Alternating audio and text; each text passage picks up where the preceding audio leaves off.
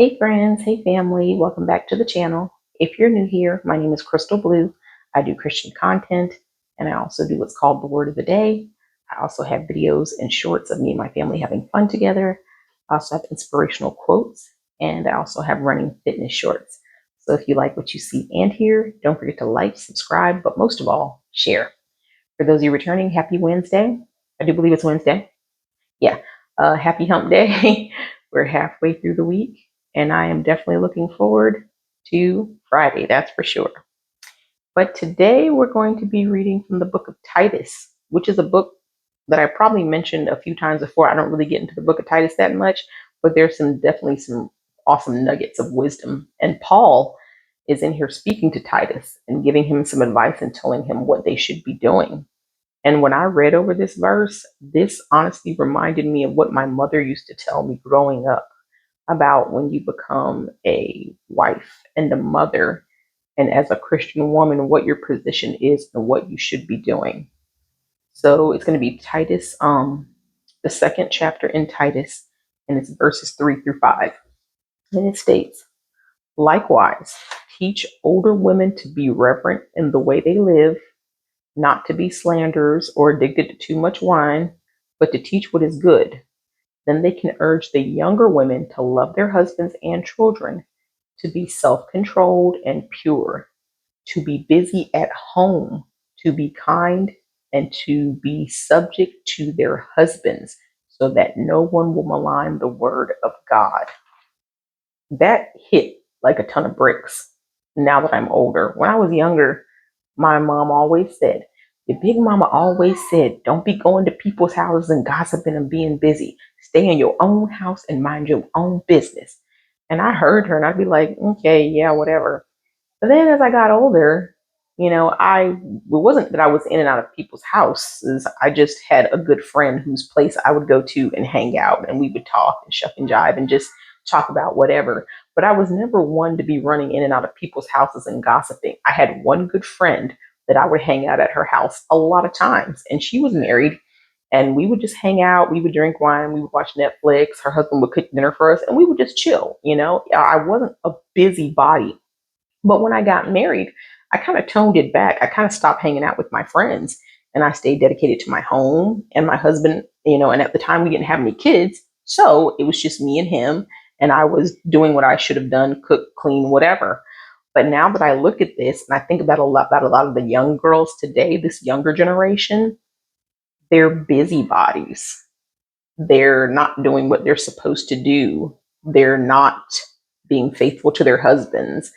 They're wanting to look good for other men as opposed to their husband. They're gossiping. They're getting drunk. They're getting high. They're not showing the qualities of what a wife should be, but yet they're saying they want to be a wife. But I'm like, if you're not showing these qualities, then nobody's really going to want to marry you. Nobody's going to want to settle down with you. And in this verse, Paul is telling Titus, this is what we should be teaching. We should teach the older women what to do so that they can go teach the younger women. And now I'm 44. I could teach the younger generation and say, hey, if you want to be a wife, like you say, and a mother, this is how you need to conduct yourself.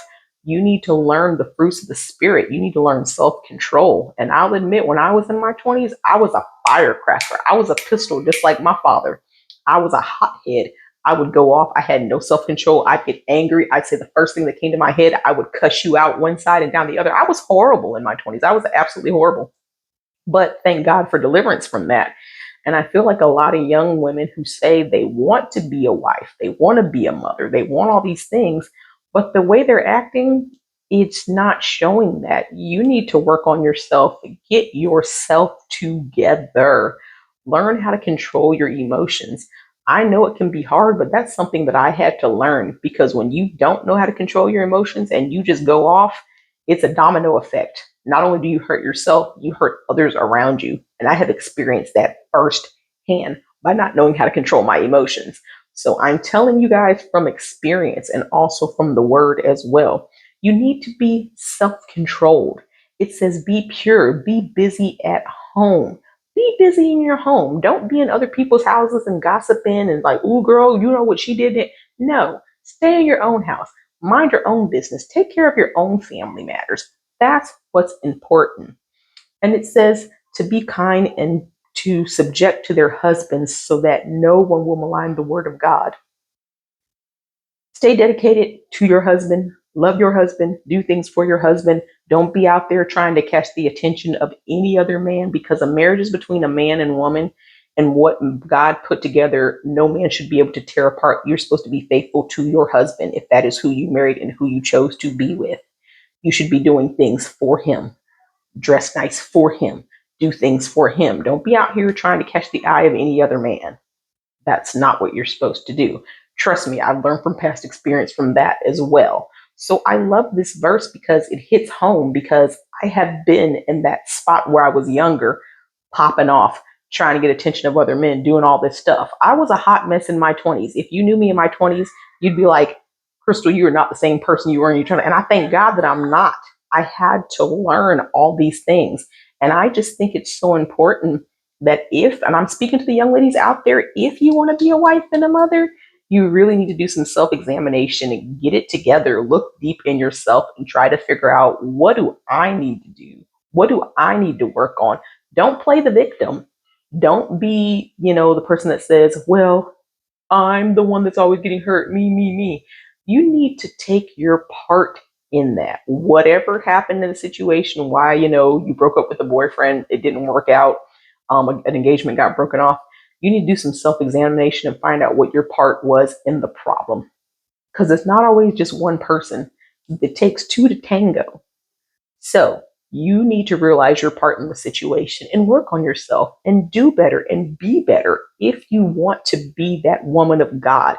If you want to be that Proverbs 31 woman that's doing everything, you got to work on yourself first. And it took me from about 23 years old to 44 now to realize what I need to work on and what I need to do to be a better person for my family. So I want to encourage all the young ladies out there, work on yourself, read the Bible, find out what you need to do. Read this verse in Titus, what Paul is saying, what you need to do. I'm not judging you. I'm not putting you down, because, honey, I was there. I know how it was. I was that hot-headed person. I was that one that would cuss you out real quick and wouldn't think anything of it. But again, thank God for deliverance.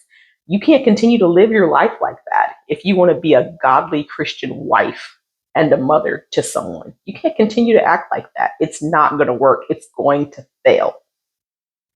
So again, I just want to encourage, and the young men out there also, read the Bible so that you can get wisdom and know what to look for in a wife. So you know those qualities when you see it.